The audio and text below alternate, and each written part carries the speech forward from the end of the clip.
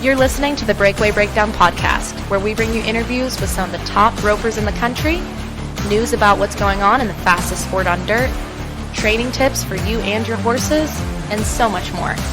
I'm your host, Casey Allen. Let's jump in. So if you guys want to talk about an absolutely rock-solid performance at the College National Finals Rodeo, look no farther than Bryana Lehrmann of Texas A&M University Commerce. She is getting her master's in accounting right now, and she went to the college finals in the breakaway roping and the barrel racing, and listen to these times in the breakaway. In the first round, she was 2.7 seconds. Second round, she split first with a 1.7 second run. Comes back in the third round, she was 2.2 and split fourth. Then coming into the short round high callback, she only had to be a 3.6 to win it all. But she went ahead and was a 2.6, just for good measure. Split second in the round, and that gave her a total time of 9.2 seconds on forehead, which is pretty awesome. Not only did Bryana win the nation in the breakaway roping, she went ahead and placed in the barrels and earned herself the all-around championship. Bryana has such a good head on her shoulders, and she has such a great perspective on things, and you can just hear her work ethic shine through in every word she says in this interview. And we really get into some things that I think you guys are going to find interesting. So Bryana was the NYRA student director for the Southern region last year, which means that she was responsible for making sure kids were following the rules. She had to know the rule book front to back and kind of kept everybody in line while also competing in the breakaway roping, barrel racing, and goat tying. So we talk about the reality of college rodeo and what it's really like being out there with a bunch of college kids that love the same sport that you do. And yes, we even talk about the party culture around college rodeo. I think you guys are really going to enjoy what Bryana has to say on this topic. And definitely, if you have friends that are high school rodeoing and looking at colleges right now, or you're a parent, you really want your kid to listen to this episode. But before we get into all of that, of course, we have to talk about what it felt like to win the College National Championship, which is still pretty fresh to Bryana at this point because I talked to her less than 48 hours after her win when she was already in Reno, Nevada, ready to rope 2 calves before catching a flight to Greeley, Colorado for the next one. She's enjoying every second on the rodeo trail, and I cannot wait until you guys get to hear about her mare Lizzie, who's not even supposed to be competing, yet just won a national championship. It's a great story. I know you guys are going to enjoy it. I also want to give a shout out to Fastback Ropes because without them, this episode would not be possible. But I'm going to get into Bryana's interview and tell you more about them at the commercial break. As usual, I know you guys are tired of hearing me blab on, so let's jump in. Hey Bryana, what are you up to today? Oh, I'm at Reno, Nevada. We got here yesterday, and it's quite a mess of a rodeo to try to get stalls and parking, and so got that figured out, and then got a few hours of sleep. I gotcha, and would you mind telling the listeners what time it is that you're speaking to me at? I think it's around 7 a.m. So you've got 2 rounds today, correct? Yes, it starts at 10 a.m. for the first round, and it's a limited rodeo, so in the breakaway they have 8 in the slack that also perform in the perf. So, just in case anybody forgot what happened in the last 48 hours, you kind of won this little rodeo called the College National Finals. Yes. So, talk me through your week. I'm sure everything's still a whirlwind, but let's break it down and go through kind of each round and what you're feeling. So I went to like 10 days of rodeos before the college finals. So I got off on some good practice, I guess you would say. I got my feet pretty wet before and kind of just head into the college finals. It was just another rodeo. And so this was my 3rd college finals, my 2nd one in the breakaway. In 2019, I went in the breakaway and I ended up 3rd in the nation. And so whenever I went to do my first round on Sunday, I was pretty disappointed with myself, honestly. I was a 2.7. I think I ended up 18th in the round, somewhere around there. And I wasn't disappointed at the time, because that's totally fine at the college finals. Usually if you just get 4 down in under like 3-5, you're doing pretty good. I was really just disappointed because I was overthinking it, and I tend to do that. I was, second guessing whether I wanted to throw right there. I took a big swing and I leaned out and kind of told my horse that I was, thinking about throwing, but I wasn't certain if I was going to throw. And so I was annoyed with myself then, and so I decided that I wasn't going to do that anymore that week. I was just going to go. I rope best whenever I'm just doing my thing, not worried about when I'm throwing. I'm not one that tries to be fast. I just try to make a good run. And so that's what I changed after the first round, is I tried to just go make a good run and be pretty close to the barrier. So let's just talk about the feeling you had when you roped your last calf and you knew you won the college finals, because I always love to hear that reaction. In the arena, you didn't react that much. I noticed that on your video. I'm pretty bad at reacting. I don't really love to show my emotions. I like to keep them bottled up for no one to see.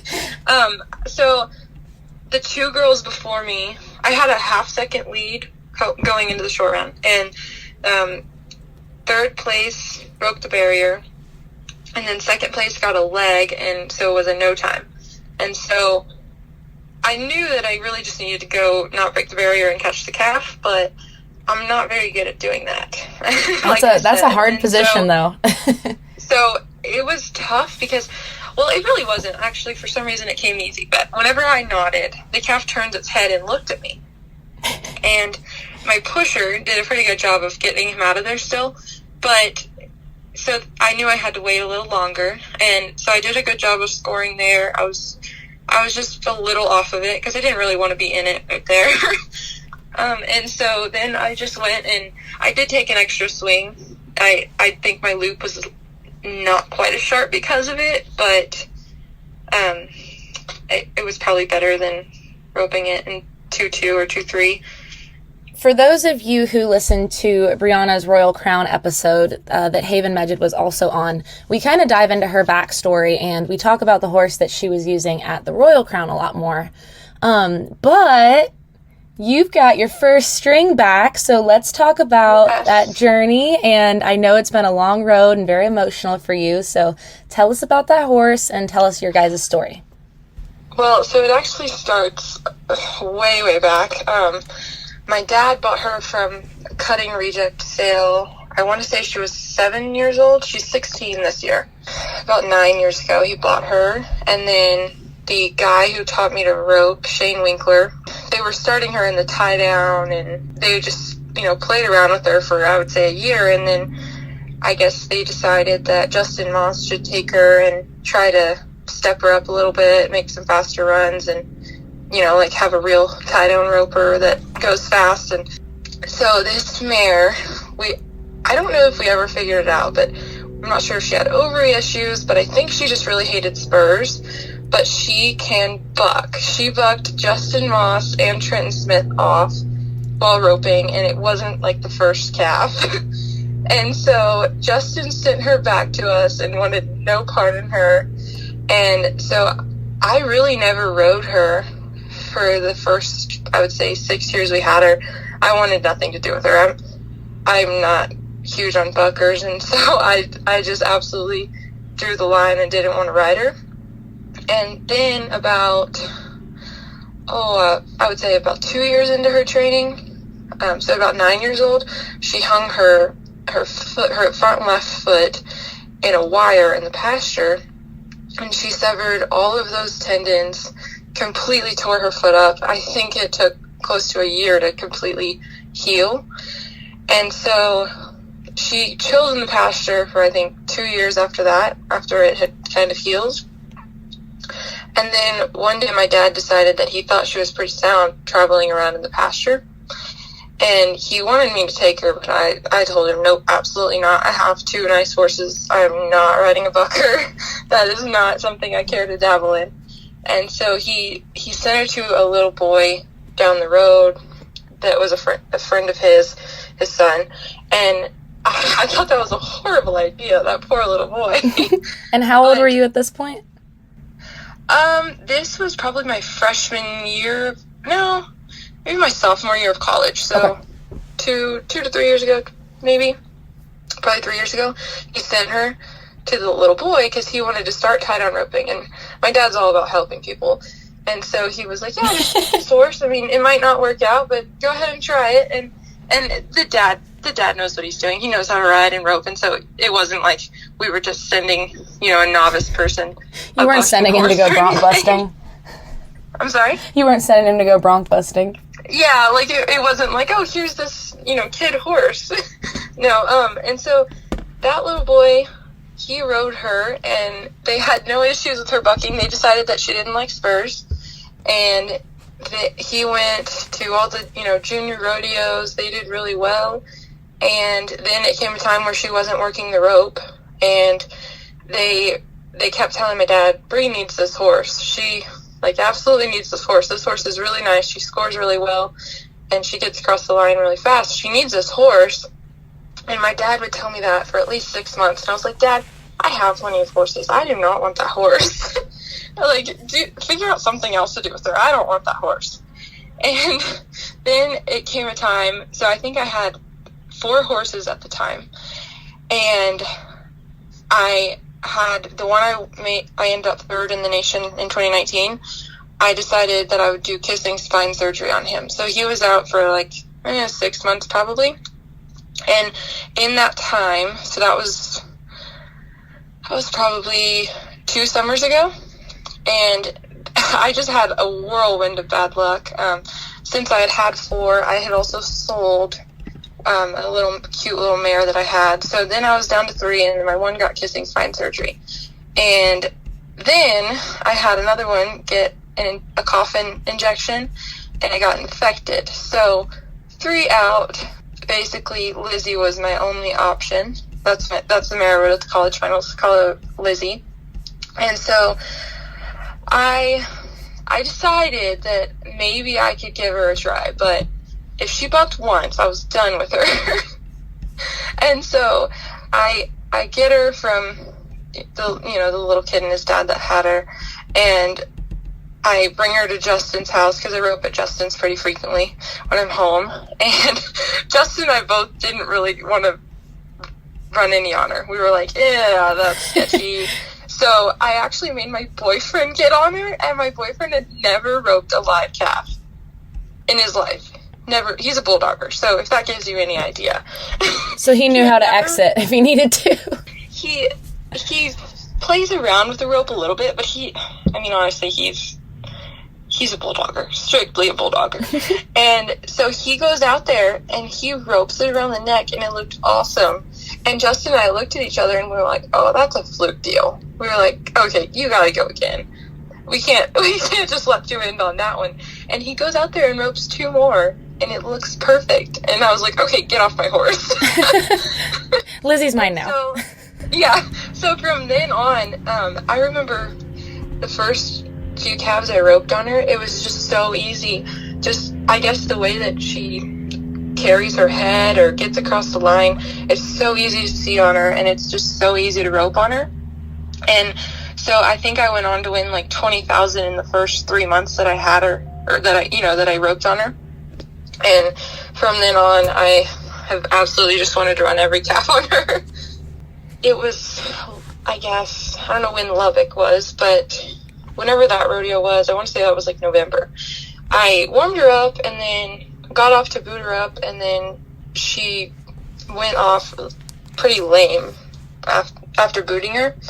And so I thought that was weird, just got off of her, hopped on my young one, and went to rope there. And then she just kind of would have her days. Some days she'd be pretty sound, but then other days, we'd struggle with lameness on that foot that she cut.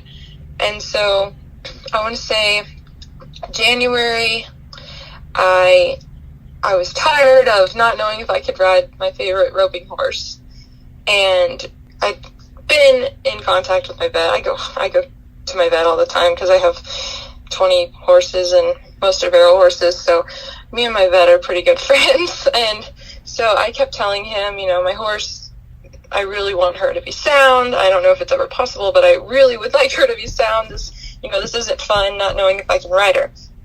And so he said, okay, well, we can do an MRI on her and figure out exactly what it is. And so we went ahead and did the MRI, and the radiologist said that the deep flexor was so bad that she didn't think that she could ever be a performance horse again. Me and my vet were pretty down about that at first. We were like, well, that sucks, because that's not what we wanted to hear. But then, thinking about, she really wasn't that lame. She was off, but she wasn't three-legged. She wasn't not putting weight on it. She wasn't terribly lame. So we decided that the radiologist didn't see what she looked like, and we did, and we were going to be optimistic about it, and we were going to go ahead and do the surgery on her too. So they go in, and they basically open up to make more room for that tendon, because those tendons were enlarged because they were inflamed and in pain.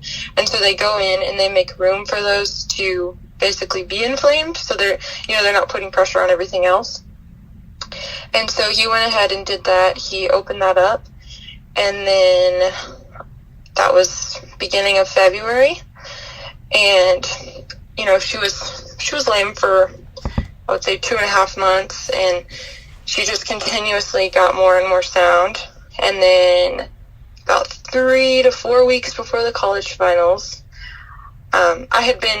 he told me kind of, leg her up, don't push her through extreme lameness, but she's going to be a little off at first, and she needs to just get it stronger. And so about 3 to 4 weeks before the college finals, I decided that I was pretty certain Lizzie could go to the college finals, and that my main goal was to have her for this summer's rodeos as well. And so I got to bring her to Fort Smith, Arkansas, which was either a week or 2 before the college finals. And I was ready to cry before I even backed in the box there. I was so excited to be on that mare. I don't even know what I did there. I think I want to say I was like 2.9, but I was, you would have thought I won the world. I was so happy to be back on that mare. And so then we went to, I think she got to go to 1 or 2 more rodeos after that. And then we went to the college finals. Hey guys, this episode is brought to you by Fastback Ropes. Fastback Ropes was created in 1995 with a single mission in mind, to build the best rope on the market. That will always be their number one goal, according to Fastback Ropes. They believe it's important to focus on building the best product possible and treat customers with the respect that they deserve. Now, besides being a great company, they feature 2 ropes that I think you breakaway ropers are going to like. The first is the Edge, a 4-strand calf rope. It's made of texturized poly. It's a tough and durable rope that stands up in all conditions and outlasts the competition. The other rope that they've come up with is exclusively for breakaway ropers, unlike the Edge, which was offered to calf ropers previously. It's called the Athena, and besides being pink and having a purple dyed core, which is awesome, the poly core provides enhanced tip weight and durability. It's a tough and durable rope that stands up in all conditions and gives a snappy finish and close. Make sure to check out fastbackropes.com for more information and to get your ropes. That is such a cool story. I mean, just the amount of things that you two have been through together as a team, it had to make that win even sweeter for you. Yes. Whenever we won the second round, I wanted to cry, just because, it's even more special when you're told that it's never going to happen again, and then things like that happen. Let's talk through real quick the mental aspect of roping through 4 rounds, in a little packed coliseum.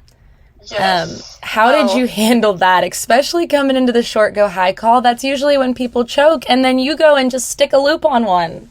Well, I was high call going into the 3rd round too. Mm-hmm. I was tied with Sarah Angelone. We were both 4-4 on 2, and so I honestly didn't really struggle with my mental game all week. I don't know why. Felt like God had a plan, and I wasn't going to stop it either way, and so might as well just stick along for the ride. But I really mainly do well whenever I just focus on myself. And it's funny because, Sarah and I were tied before the third round, and she was the one before me. And then I know she was like a 2.8 or 2.9 in the third round, but I really didn't care too much about that. I was just going to go make a run that best fitted me. And so I think you really have to just worry about yourself and going to make your run, and not, it's pretty, I've been to those 3D ropings. It's pretty hard to say, okay, I need to go be 3 flat. It's that's not the way I rope. I'm not good at telling myself when I need to throw, because then I just overthink it. Whenever I just go out there and, throw whenever I feel like it, that's whenever I do best. And so in the third round, the short round, I didn't even know until watching my video that they told me I only had to be a 3.6. I guess I was really good at tuning that out, because I had no idea that I had to be a 3.6. But I certainly didn't have that in the plans anyway, so it didn't really matter. But I find it funny that I had no idea they said that. That's awesome. And then let's talk about the all-around, because you also were on the results sheet in the barrel racing out there. And I think it's so impressive to go back and forth, and it's not an easy transition between events there. Yeah, so I guess in April, the horse that I wanted to probably ride at the college finals got a bone bruise in California. Girl, you and these injuries. So, I know. Well, that one's not terrible. It's just time off. So Wishbone, my 5-year-old that Kelsey Trehorn trained and ran in the fraternities last year, he got to go to the college finals, which Wishbone is amazing. He's the most talented horse I have. He can outrun any horse, in my opinion. And so that wasn't a problem. He's used to the Texas fraternities, groomed ground, and I've run at the college finals. I kind of have an idea what the ground is like, and it's kind of it depends on the year, but the past 2 years it's been pretty hard and shifty, kind of gravelly sand. And so I really don't think I ever would have run Wishbone there. I really wouldn't have expected him to handle the ground there that well. I was kind of battling with that, hoping that he would handle the ground there. And we went way by the first in the first round. We still clocked okay, even though we totally went to the concession stand and bought something and then kept running. And then the second round, I quit riding him going to the second barrel. We hit the second to place, and then that really pissed me off, hitting the barrel. That's whenever I decided that I wasn't playing around anymore, and I wanted to go win the breakaway. And so that, right after hitting that barrel, that's when I was the 1.7 in the breakaway. And then round 3, I knew that I wanted to win the all-around, and to do that, you have to get points in your second event. So I was going for getting around the barrels as fast as we could, and he struggled with the ground, but he's still fast enough that we were able to place. Okay, so I just want to back that up real quick, because I feel like this could be an easy detail to look over. So you took a 5-year-old barrel horse to the college finals, hit a barrel in the second round, got mad, was 1.7 in the breakaway, and then said, you know what, I'm going to win the all-around. Like, can we just, I know you're very humble and you're very sweet, but I'm going to hype you up real quick, because I run barrel horses, and it's not easy to take a 5-year-old to the local rodeo, let alone the college finals. Like, I feel like you were just so dialed in this week. I mean, did you feel like you were at the top of your game?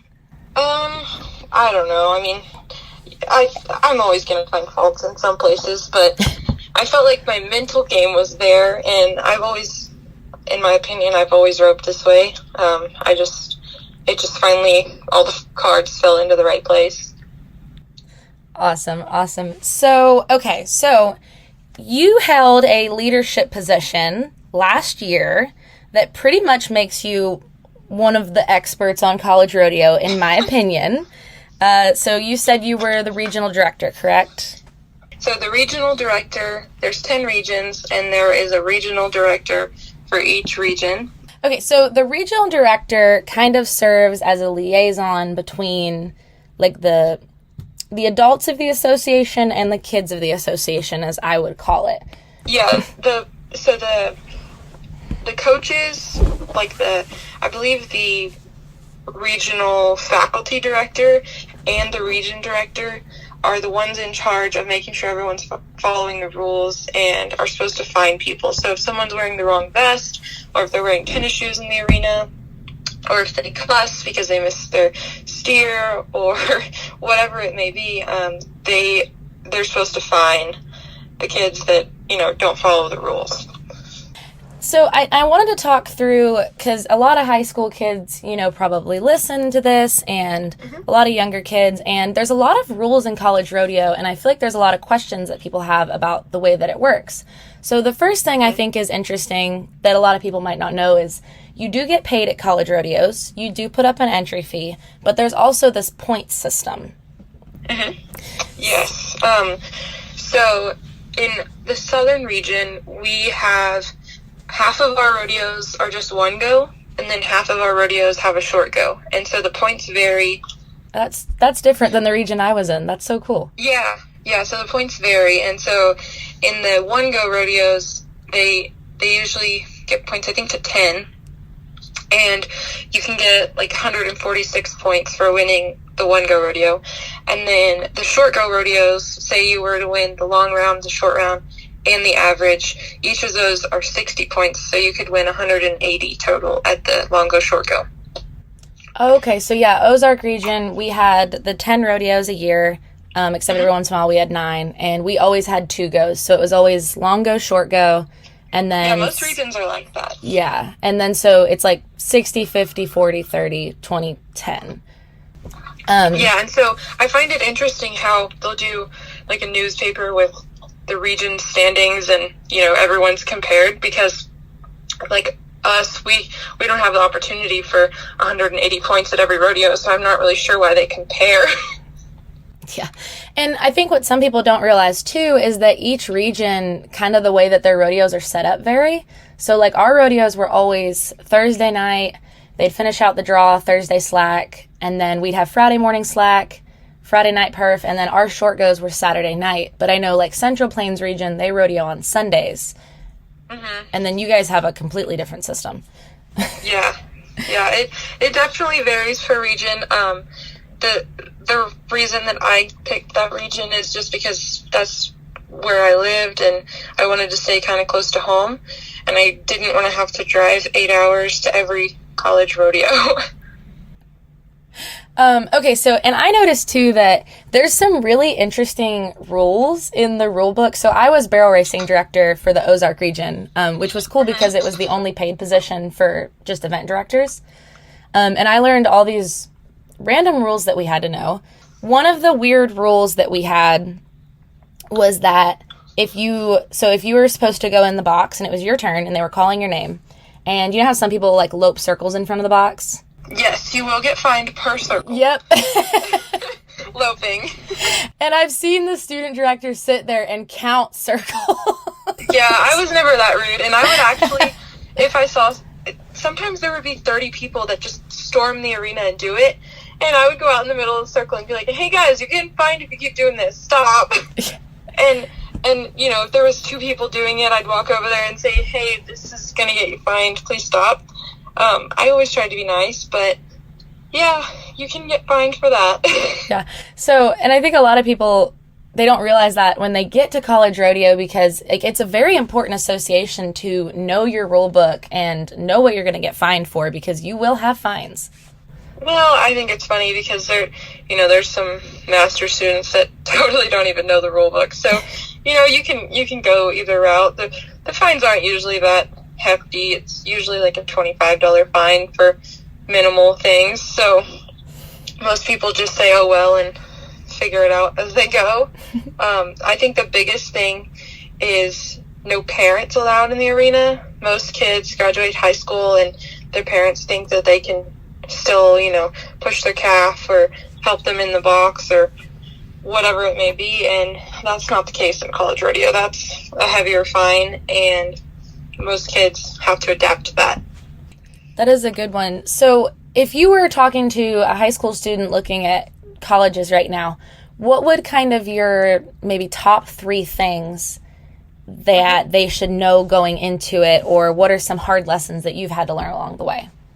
So personally, I think you should pick your college based on how close you want to be to home, for one, how much how highly you think about the school. And then I think you should spend some time learning about that, how that rodeo program works.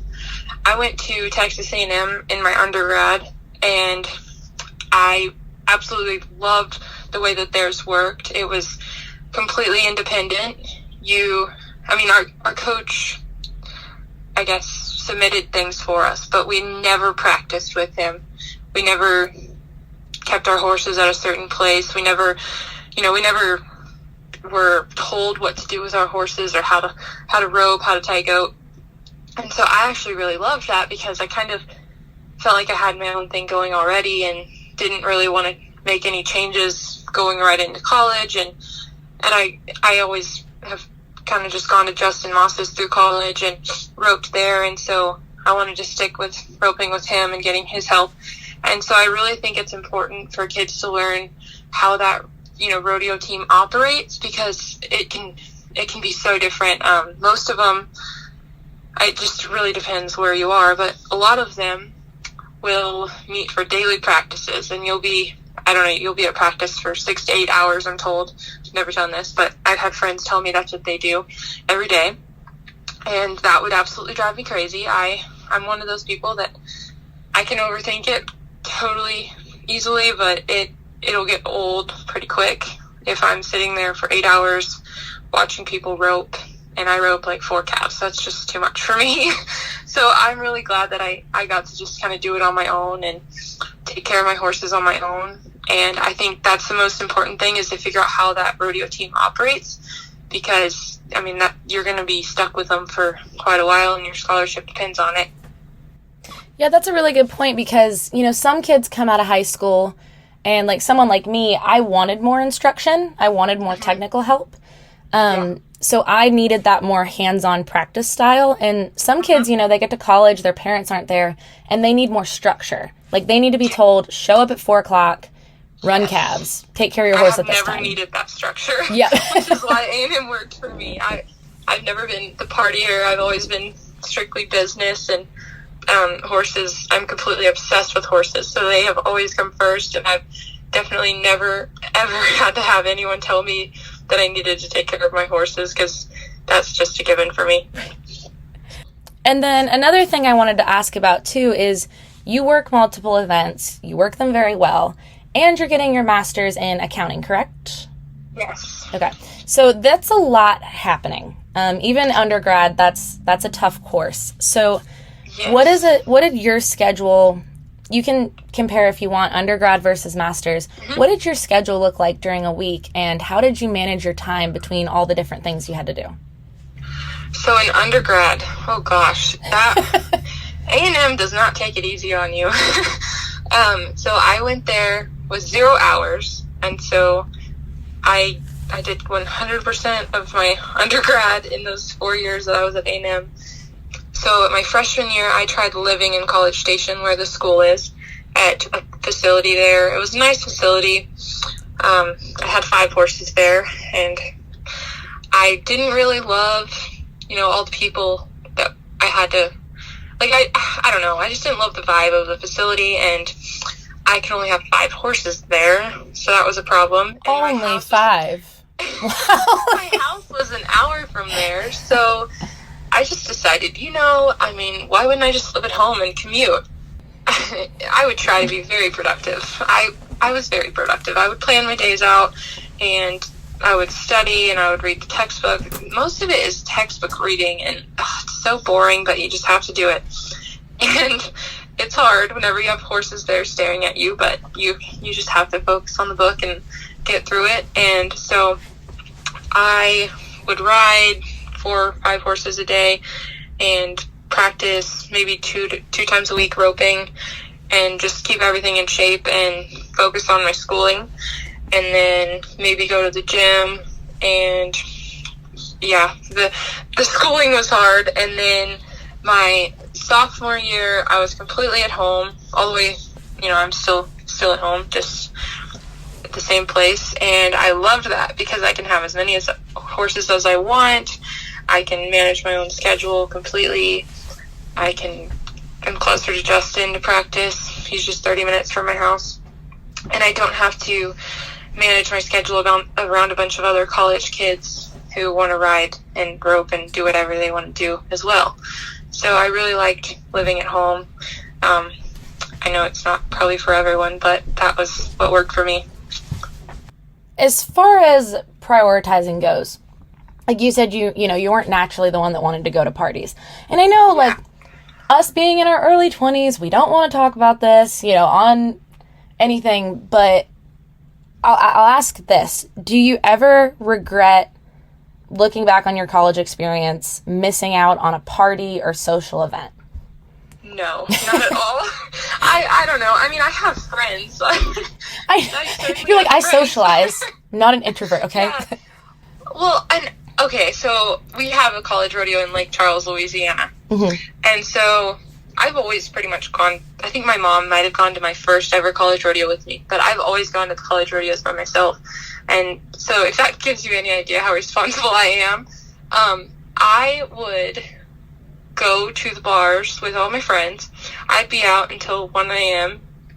and I would not drink a thing, and I would have fun. And then I would drive them all home because I wasn't 21, and that was against the law, and I just absolutely wasn't breaking the law. So that's an idea of how I am. And so that's how my freshman and sophomore year went, and I didn't have a problem with it. That's just how it was for me. And that's such a good point, and I'm really glad you said that, because there's a balance. You can be social, you can have fun, you don't have to be a stick in the mud. And I think the funny thing is about college rodeo that people don't realize is they think they're going to get out there and everybody's going to pressure them into all these things. But really, if you're the one who's taking care of business and taking care of everybody, like you said, usually people want to be around you because they're like, you can drive. Yeah, my friends were also happy that I could drive them and save them from getting public intoxication. But yeah, I would go to all the events that I wanted to, and I mean, there's really, I don't know, I've never found it fun to just be at a bar drinking, and I mean, I like to accomplish things. I don't feel like I'm accomplishing anything there, and so I just feel like I'm wasting my life away, and I want to be, accomplishing something, checking off goals, and doing something to better myself. So I've just never been into that. I don't understand that, I know other people are different. Well, it's hard in college rodeo because, the way, like, I've always been told to look at it is there's maybe your 20% that are there to compete and are there to win. And then a lot of kids are there for the social side of it. Yes. I've had friends in both pools and been, hung out with them and been good friends with all of them. So, you can be friends with the other part of it too. For sure. I mean, one of my favorite hauling partners was a girl that was always there for the party, but she was always fun, and she always helped me.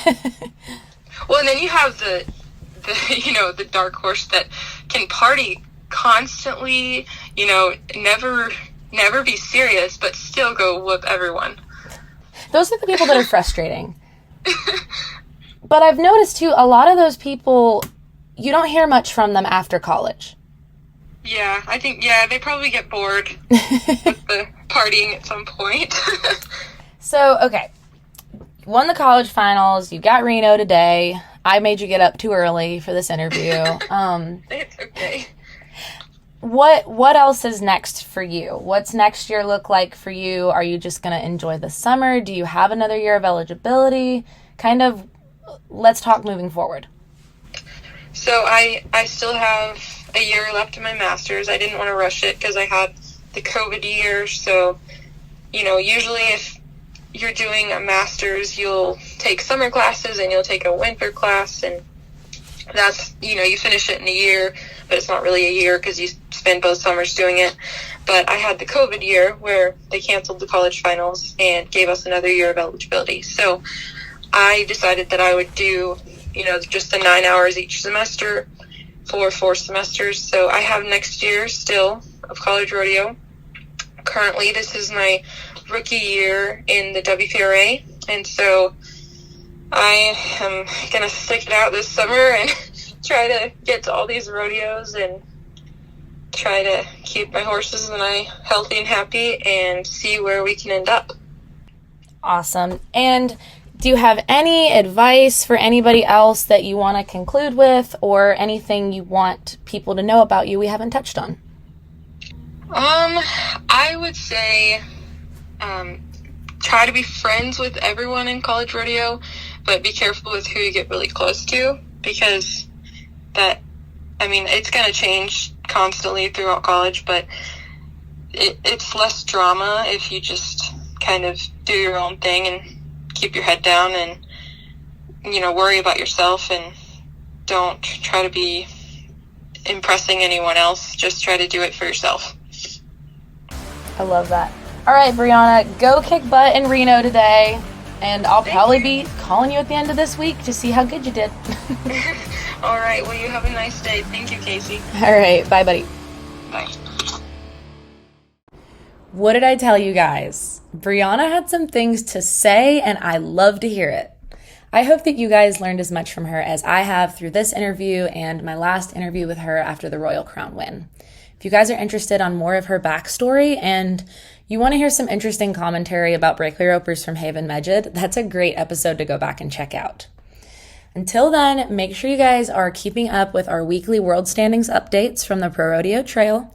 We've got interviews with the winners. We post a lot of their runs on our website, so it's easy for you guys to go check out the results and stay in the know and follow along with what's happening out there on the road. We're also keeping you guys updated with Resistol rookie standings, circuit reports, and horse stories on some of the horses that are winning on the road. We have some great sponsors who have made it possible, and we just want to thank them, and of course, Fastback Ropes again for bringing you this episode. Make sure you guys are following us on Facebook, Instagram, and TikTok to stay in the loop. No pun intended. And I hope wherever you guys are at, you are having a great week, and you are roping necks and having lots of fun. Until next time, thanks guys.